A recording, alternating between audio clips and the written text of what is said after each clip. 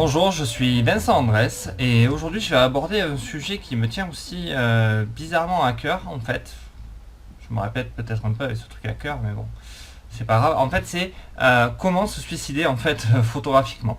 C'est pas rigolo le comment se suicider mais j'ai des gens autour de moi qui sont relativement en peine en fait, qui viennent me demander des renseignements parce qu'ils sont en peine et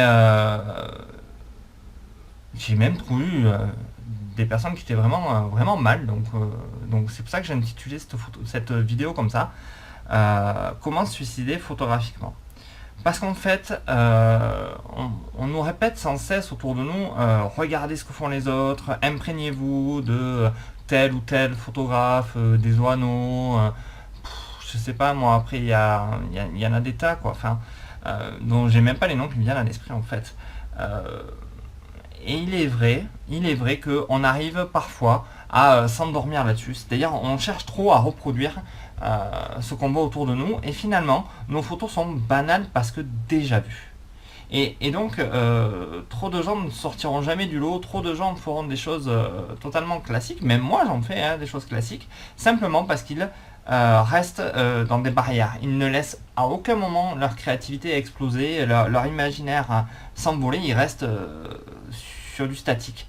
Euh, Honnêtement, pour moi, vous n'avez pas de limite, il n'y a pas de limite. Je veux dire, faites ce que vous voulez avec votre appareil photo, sortez, prenez des positions totalement en dehors des règles, amusez-vous, vraiment, vivez ça et arrêtez de schématiser et de mettre dans une boîte la photographie.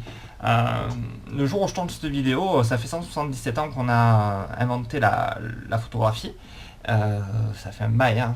L'anniversaire c'est aujourd'hui, je sais, mais voilà, elle sera certainement diffusée beaucoup plus tard. Voilà, arrêtez de toujours rester dans vos boîtes. Franchement, si vous avez envie de vous éclater sur Photoshop, allez-y. Enfin, je veux dire, moi je vois des gens autour de moi, je pense au Turc par exemple là.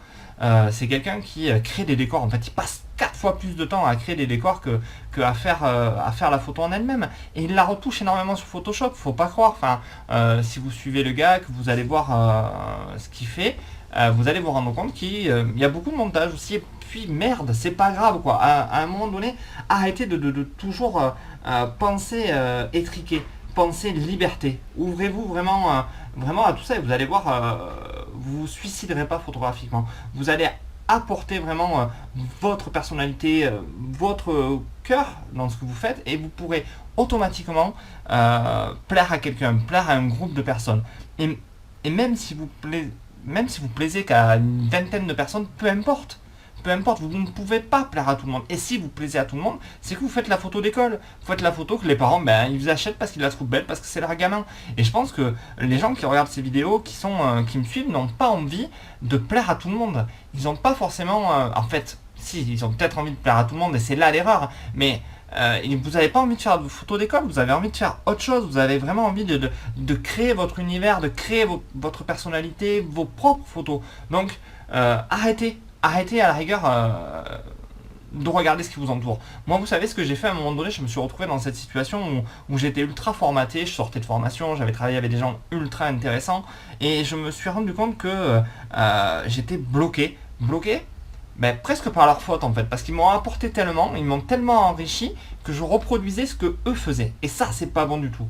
À un moment donné, ben, j'ai coupé Facebook. J'ai vraiment passé plus de 2 mois sans rien liker. J'ai coupé Instagram, tous les réseaux sociaux, et je me suis consacré sur ce que j'appelle là mon art, quoi, en fait, l'art de la photo. J'ai fait toujours de la photo sociale, la photo pour les gens, hein, pour mes clients, mais dans mon côté artistique, je me suis vraiment coupé de tout. J'ai arrêté de lire, j'ai arrêté les magazines, et je me suis consacré à moi-même, à ce que moi, j'avais envie de faire pour que mes photos transpirent quelque chose. Et c'est vrai qu'il y a beaucoup de gens qui ont quitté mon environnement, qui ont déliké ma page, qui sont partis, mais sont restés vraiment les gens à qui j'apportais quelque chose à travers ma photo.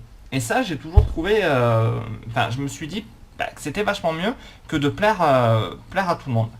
Donc voilà, dans cette petite vidéo, je voulais vous dire que si vous voulez pas vraiment vous suicider photographiquement, que vous voulez sortir du lot, arrêtez vraiment de vivre à travers les autres, que tout le monde, que ça plaise à tout le monde, c'est pas possible. Il faut que ça plaise à une certaine tranche de personnes. Alors vous allez être surpris, hein, peut-être pas celle que vous pensiez, et travaillez qui vous êtes, travaillez votre âme dans la photo, et vous verrez qu'il y aura vraiment un résultat positif au bout. D'accord, les règles c'est bien, le travail des autres c'est super, enfin je veux dire, il y a des gens qui ont fait des photos merveilleuses, mais aujourd'hui c'est pour vous, et pas pour plaire à tout le monde que vous devez faire de la photo merveilleuse.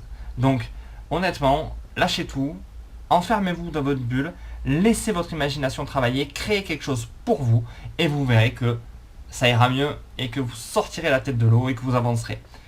J'espère que cette petite vidéo explicative sur et puis un peu punchy aussi au début sur comment se suicider photographiquement vous aura plu. Si c'est pas le cas, tant pis. Si vous n'êtes pas d'accord, dites-me-le. Surtout, n'hésitez pas dans les commentaires à me dire ce que vous pensez de mes vidéos, à mettre un petit pouce, à partager, à faire tout ça. N'hésitez pas. Donc voilà, je vous remercie. Je vous dis à bientôt. Au revoir.